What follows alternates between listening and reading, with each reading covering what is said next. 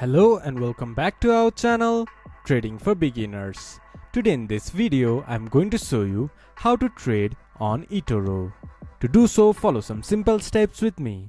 First of all, open your Etoro application or go to Etoro website from a browser. Then this type of interface will appear in the screen once you have logged into your account.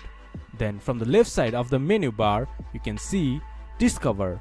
Click on it. From here you can see all the instruments like stock, crypto, indices or EFTs or anything. Click on the instrument that you want to trade on, any stock that you want to trade on. Here you can see a trade in the top right corner. Click on it, then buy for a long run or just sell to short the stock. This is how you can trade on Etoro.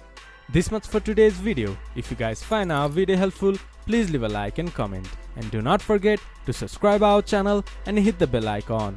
I'll see you guys again in our next video. Thank you for watching.